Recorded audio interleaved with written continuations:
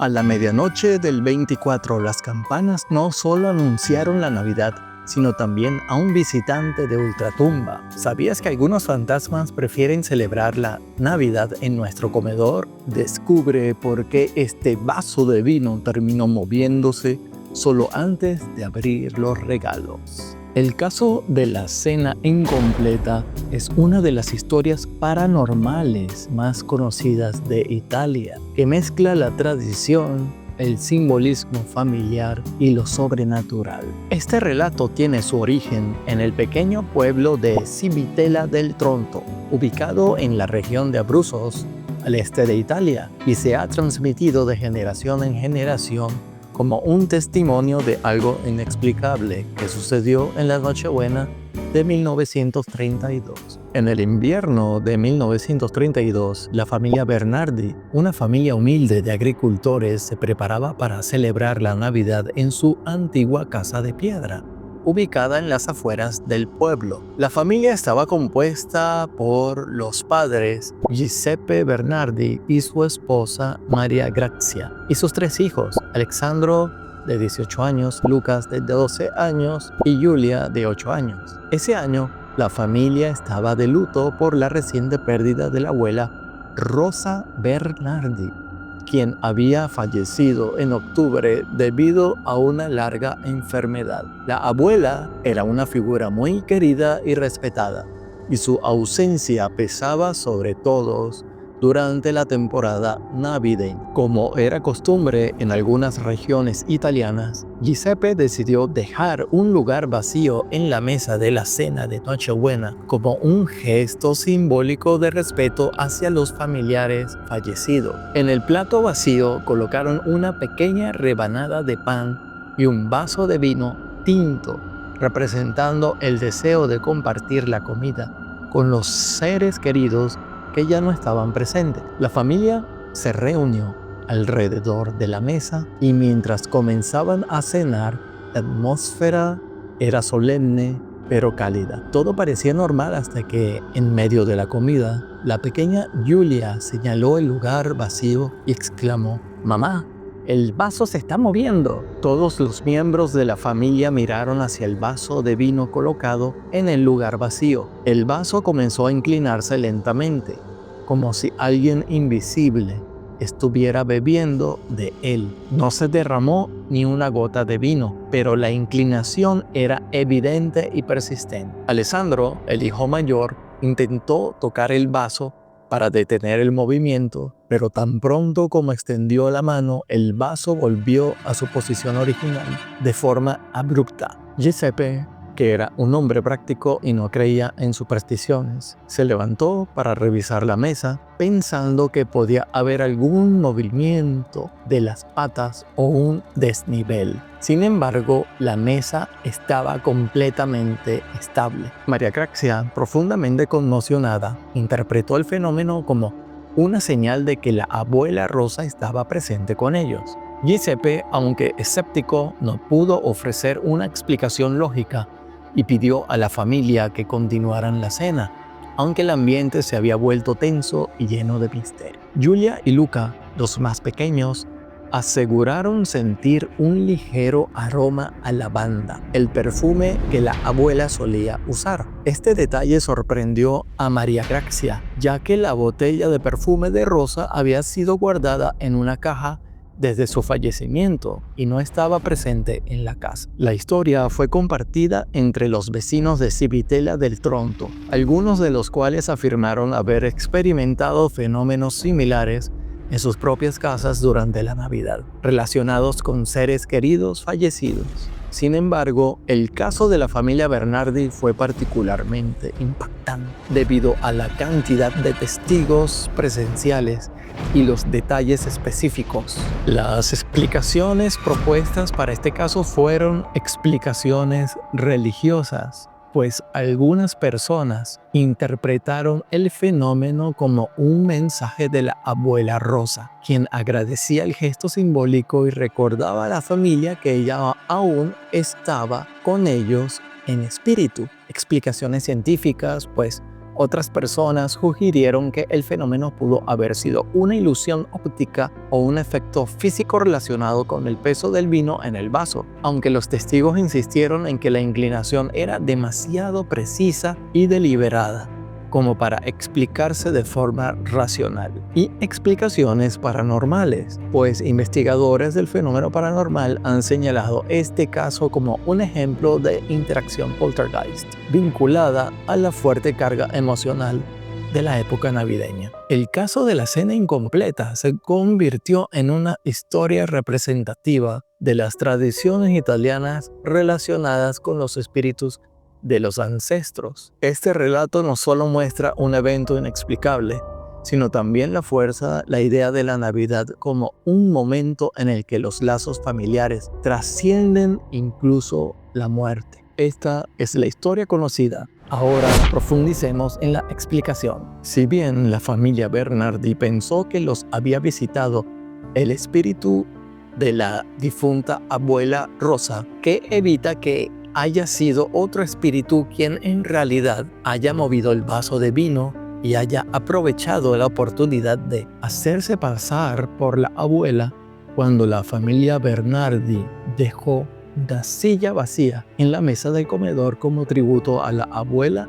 Cuando la familia Bernardi deja la silla vacía por respeto, hay un claro indicio de superstición subyacente, donde la superstición surge como una respuesta a lo desconocido. Desde tiempos ancestrales, los seres humanos han intentado dar sentido a fenómenos inexplicables, atribuyéndolos a fuerzas sobrenaturales. Esto incluye creencias en espíritus, dioses, demonios o energías invisibles, y esto se debe al miedo a lo desconocido, donde las supersticiones ofrecen una narrativa que da cierto control o explicación sobre situaciones incomprensibles, sin obviar que también existe una necesidad de conexión, porque ante la muerte de un ser querido, las supersticiones permiten creer que esa persona sigue presente de alguna forma, proporcionando consuelo emocional, y toda la fuerza de esta superstición puede también variar según la cultura y la tradición, ya que las sociedades transmiten historias y rituales supersticiosos que a menudo actúan como herramientas de cohesión social y moral.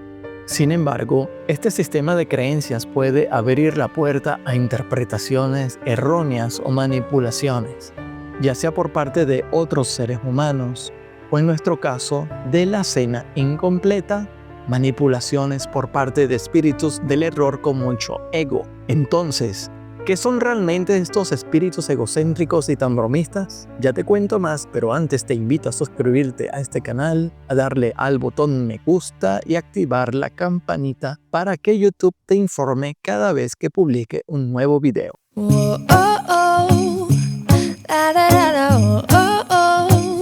En el ámbito de lo espiritual y paranormal, muchos relatos sugieren la existencia de entidades que no solo interactúan con los vivos, sino que buscan engañarlos. Estos espíritus, a menudo descritos como burlones o egocéntricos, podrían aprovecharse de las supersticiones humanas, no para una alimentación energética, sino para nutrir más su propio ego al manifestar fenómenos paranormales en el universo físico, y que ninguno de los seres encarnados pueda ver a estos espíritus egocéntricos. Algunos creen que estos espíritus se nutren de las emociones humanas. Yo diría que gozan demasiado con el miedo, el dolor o la veneración excesiva de los seres humanos. Hacerse pasar por un ser querido fallecido podría ser una manera de obtener esta energía egocéntrica o esta razón inmadura de existir. Una razón que podría estar enfocada en la diversión maliciosa por parte de los espíritus cuya única motivación principal sería causar caos o confusión en el mundo físico o tomarnos de sorpresa e infraganti, como cuando te graban a escondidas para hacerte una broma pesada para algún programa de televisión o alguna red social. De esta manera, estos espíritus egocéntricos podrían reafirmar su ego, porque piénsalo bien, tú que me estás escuchando, piensa muy bien lo que estoy por decirte. Para estos espíritus egocéntricos, el hecho de ellos hacerse pasar por una figura importante o un ser querido puede ser una forma de sentirse poderosos o adorados.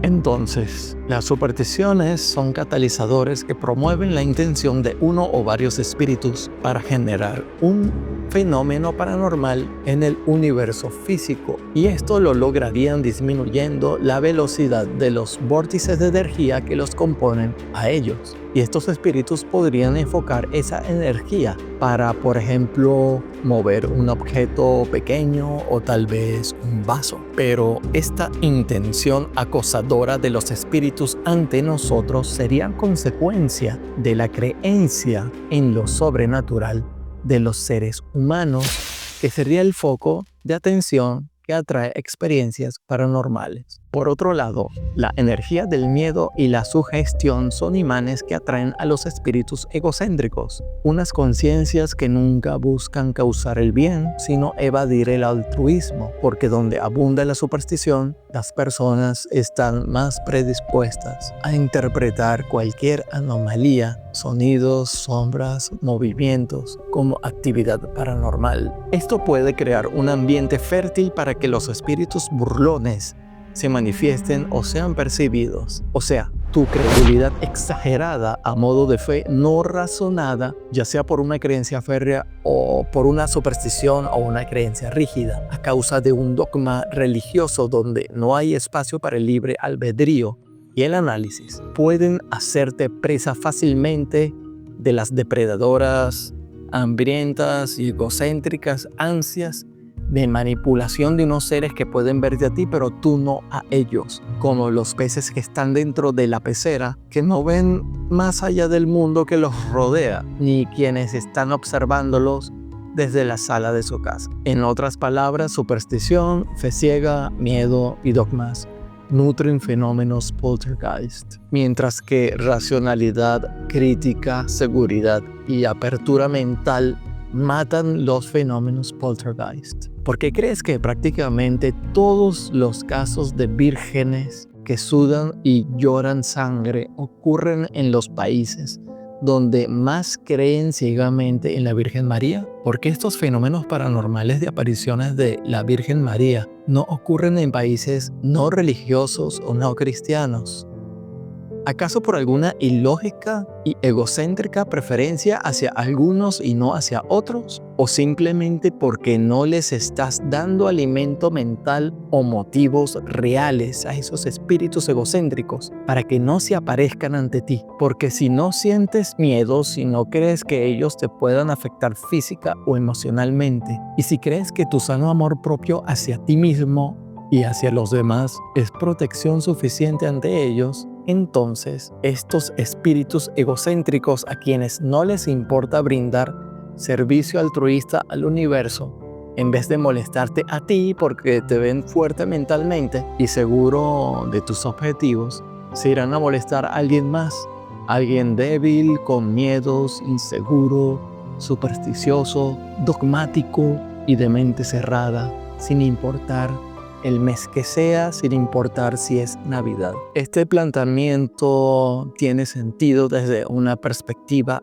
psicológica. Si las personas no tienen un marco cultural o mental que les permita interpretar un fenómeno como paranormal, es menos probable que lo perciban como tal. Esto no significa que los fenómenos no ocurran, sino que las personas sin supersticiones podrían ignorar o racionalizar eventos inusuales, atribuyéndolos a causas naturales o desconocidas, y por su parte los espíritus del error burlones, egocéntricos o entidades similares podrían encontrar menos vulnerabilidades para aprovecharse de ti, ya que no habría creencias que puedan manipular. Dicho esto, cabe señalar que las leyendas urbanas, que a menudo se basan en supersticiones, pueden funcionar como plantillas para que los espíritus egocéntricos actúen. Para darte un ejemplo, creencias específicas, pues existen culturas donde se cree en fantasmas vengativos, Y aquí es más probable que las experiencias paranormales sean interpretadas como tales, lo que da margen para que espíritus egocéntricos se adapten a esa narrativa. Finalmente, mi recomendación para que evites o reduzcas la influencia de un engaño paranormal generado por un espíritu del error con mucho ego es que fomentes el discernimiento. Cuestiona siempre y analiza experiencias paranormales antes de aceptar su autenticidad. Ten siempre energía positiva y firmeza llenándote de amor y no de miedo, porque el sano amor aumenta de tal manera la velocidad de los vórtices de energía de tu propio espíritu, tanto así que los espíritus burlones cuyos vórtices de energía vibran muy lento a causa de su egocentrismo, terminan, digamos, quemándose ante tu supraenergía y se alejan de ti para irse a buscar a alguien más